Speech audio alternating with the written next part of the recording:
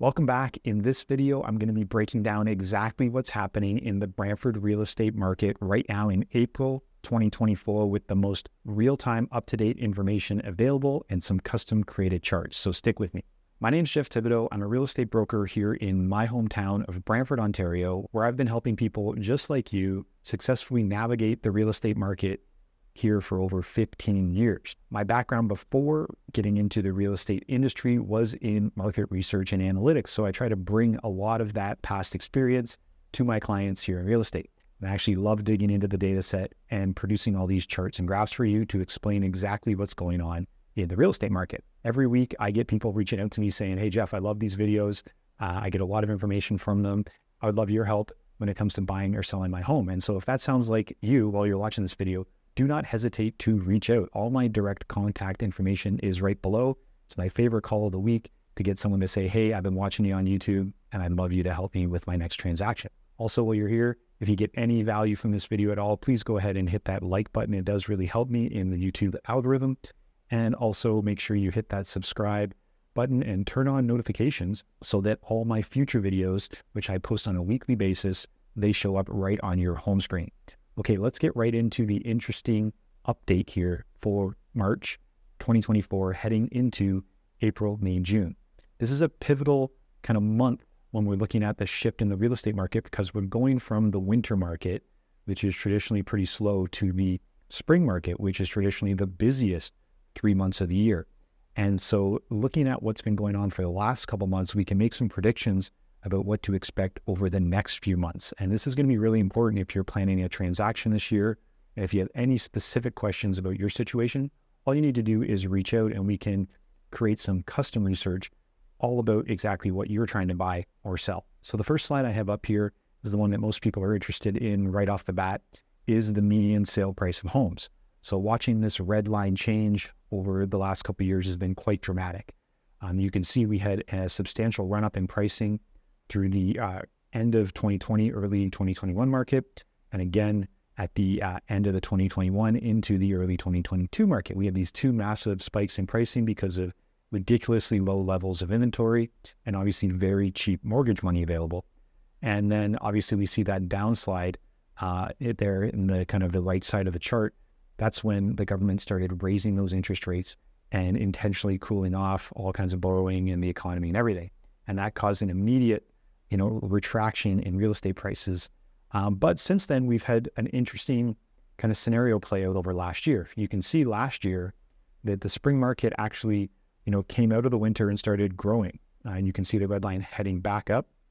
And then what happened last summer is the Bank of Canada came in with 2 more interest rate hikes. And so this really, scared off some people. Two quarter point increases doesn't really change a lot on terms of your mortgage financing.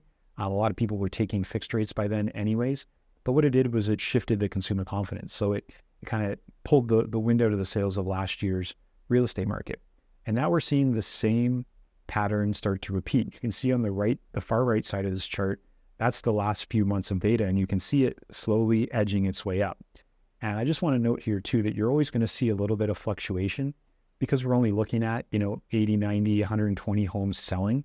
So there can be some variation in the data, but you can clearly see the trend over the last 3 to 4 months is that the number is heading back up. And that's what we expect it to continue to do throughout the spring season. So we came in at $595,000 as the median sale price. That was down just slightly from last month. It was exactly where it was 2 months ago, and a little bit behind where we were as the market started last year. Now, the interesting thing I want to show you about this chart is the way that these zones of pricing line up. So right now we're hovering right around that $600,000 price point for the median sale price of homes. Well, that's exactly where we were in the back half of 2022, heading into the early part of last year. And it's also exactly where we were at in the plateau between those two big pricing spikes. And so that's interesting to me. It's kind of like the market has this, emergency brakes, I call them, or elevator brakes, where it doesn't really want to go down below this level.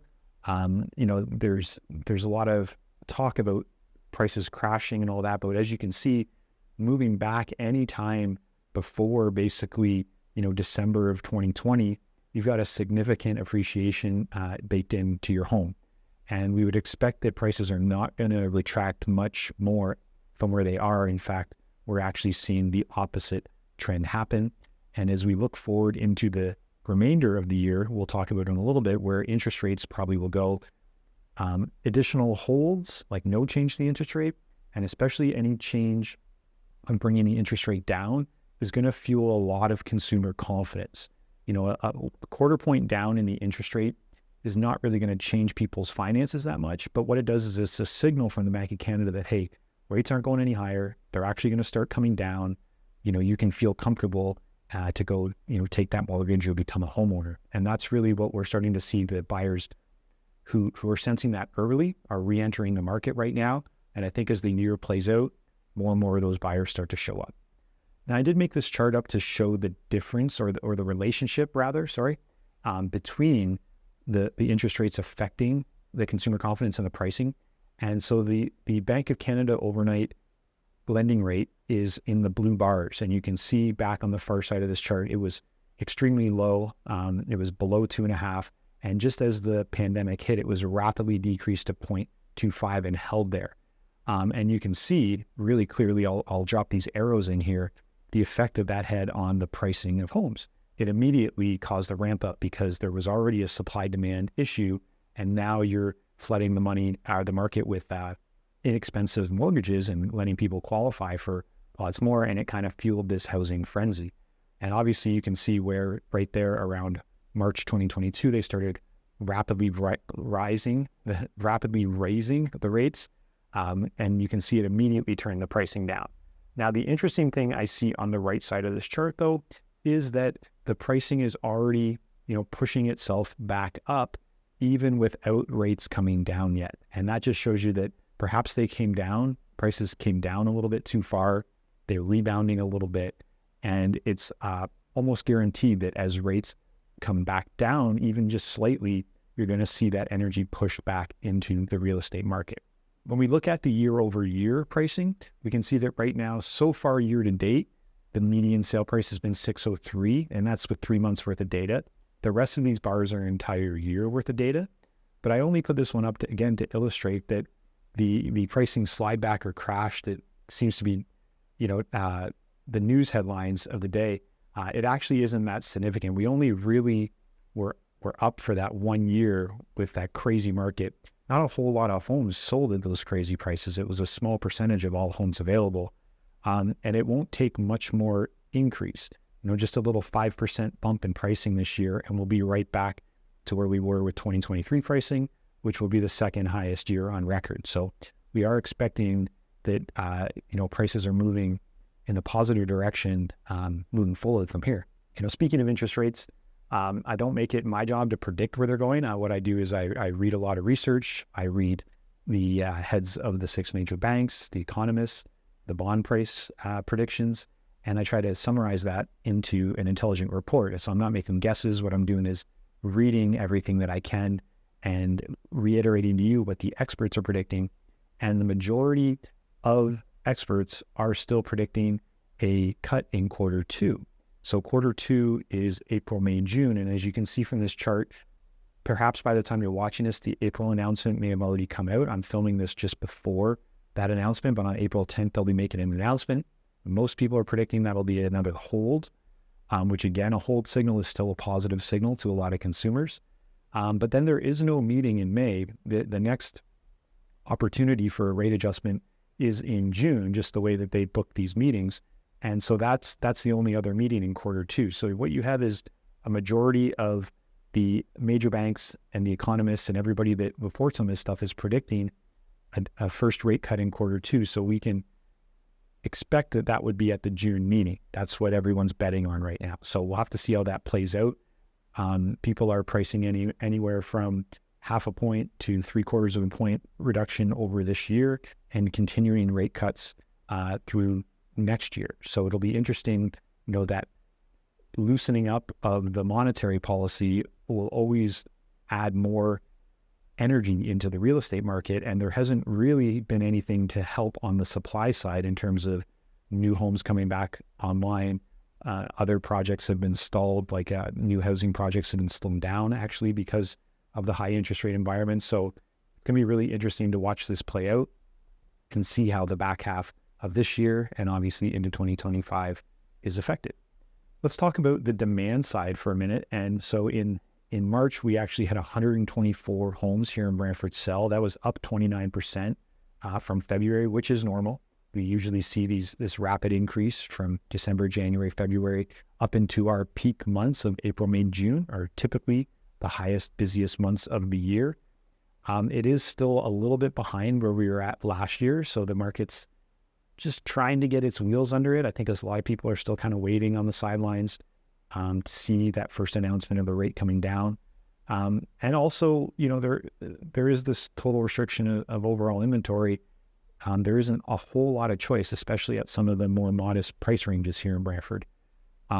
Year to date, though, this is an interesting chart. So this is showing January to March total sales every one of these years. So comparing January to March over the different years. And you can see that we're sitting kind of around 2018 levels. So still we're having a slower start in terms of the total number of transactions. But we are seeing that the transactions that are happening quickly. And we're going to show you in a little bit that the bidding wars are back. So it's interesting to watch that total volume is down, yet the energy in the market seems to be there, especially kind of below the $800,000 price point. On the supply side of things, similar story. The number of homes listed in March was up 9.6% to 206 homes coming on the market. That's up again slightly from last year. So demand down a little bit, supply up. But the interesting thing to think about is that the demand is increasing faster than the supply. So if we remember back to that chart, the demand was up 29%, while the supply was only up 9%. So the market it's like this happens every year. The buyers show up earlier. And I think because we're having pretty mild weather too, the buyers are out a lot earlier than a lot of sellers are thinking, oh, I want to list my home in the spring. I want to put my home on the market when the backyard looks nicer, when the grass is green. So we do expect that the number of homes being put on the market increases rapidly over the next couple months. And it'll be really up to the buyers whether they gobble up that inventory and the total number of homes for sale stays low, or there's actually more homes coming on the market than the buyers demand, and that would allow inventory to build. So this is going to be a really interesting kind of 30 to 60 days in front of us to watch what happens with the market. The overall home supply, again, just measuring January to March, an interesting number to look at. Again, it's actually up, right? When we were looking at the overall demand, it was one of the lowest numbers on the whole chart. Well, here we are, as one of the highest numbers outside of those boom years of 2021, 2022. So we're 5% ahead of last year. It's obviously down from the peak years, but there is quite a bit of homes coming on the market. Now, we're going to talk about a little bit of this data can be misleading because what a lot of sellers are doing, if they're not getting the result they want when they list their home, is they're actually pulling their home off the market and then relisting it again. So this can count as like a single listing can count 1, 2, 3, 4, unlimited number of times. I think the most I saw was someone do this strategy 7 times before the home sold. So that actually counts as 7 new listings instead of just 1. And it's a little error in the way our data is reported. So I personally go through and I hand look at every one of the listings and check, is it new or was it on the market before? And if you watched this video last month, we had the peak. So last month there was 40% of the new listings were actually not new at all. And that was the highest number that we had seen in over a year. That's pulled back a little bit, but still at 32%. So about a third of all new listings aren't really new. They were on the market before, they were taken off, they were put back on, maybe at a new price, maybe with a new agent, but they were already offered on the market and they didn't sell. So they're not really new listings. 68% of them are new listings. So that's pulled back a little bit from where we were last month with that behavior. But it's still a significant number to think a third of all new listings are actually not really new at all. So this is a key thing to look for if you're on the buying side. You think, oh, maybe I've seen this house before, right? And there's tools you can ask your realtor, or some of the online tools will actually show you the listing history. But the consumer website, realtor.ca, won't. it's just showing you actually a reset of the days on market. So it'll look like a new listing over on realtor.ca. Got to dig a little deeper to see if it's actually been on the market before and what the previous offering prices were. Looking at the overall inventory was up 5% in March. Now, we do expect inventory to grow more than that. So that, even though it was up, it was not up as much as it typically is in a March. You can see on some of these other peaks that coming out of the low of December, we usually see inventory start to rapidly rise. But we're actually seeing the slope of this line. It's kind of mimicking last year where we had, a tight market in the spring. And you can see last year where it was actually kind of in the summer and the fall where inventory peaked, because I think a lot of sellers came late to the party, especially around September, October, when the demand had already fallen off. So we had this buildup of inventory at the end of the year. Now, again, looking forward to the back half of this year, if we're seeing rates come down and consumer confidence improve in the back half of the year, that would drive more demand in the back half of the year when it's usually a little quieter. So it'll be an interesting pattern to watch this year when we see all this play out. So we talk a lot about if you're, this one single statistic, if you're just going to track one thing, this is the one that I watch, is the month's supply of homes. And so generally when the number is really low, we consider that a seller's market. So kind of anything 3 or below. And when the number's high, say like 5, 6 or higher, that's a buyer's market. And this is the relationship between how many homes are out there available versus how many are selling. So generally you could think, if the month supply is 3, that means for every home that's selling, there's 3 out there for sale. What we saw is that this number's been kind of floating around between the 2 and 3 level last year and this year. And that's where it's sitting right now. What I like to do is actually break it down because there is such a range of markets happening in Brantford. So this chart shows the breakdown.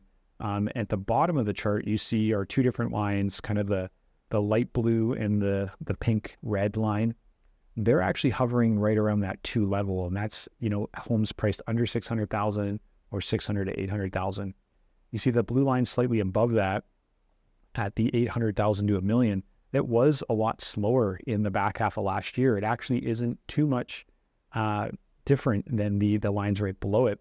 But where you do see the market kind of stalling out is that white line. Those are $1 million plus homes, and they tend to be homes just slightly over $1 million. We see a lot of inventory right now at the, just over $1 million, $1.1 million, $1.2 million, and these tend to be larger homes in the newer subdivisions. Right now, there's an awful lot of choice happening. So if you are a buyer, shopping in that $1 million price point, you have a much different experience. You have a ton of choice available to you. You're probably going to be able to negotiate a good deal versus if you're a buyer down in the like $600,000 price point, you may find yourself in a bidding war. So it's very important to understand the differences that are happening, different neighborhoods, different home styles, and especially at different home price ranges. This is why I say it's really important that you take this information as kind of an overview. It's great that I'm zooming in just to Brantford, which basically no other news organization does.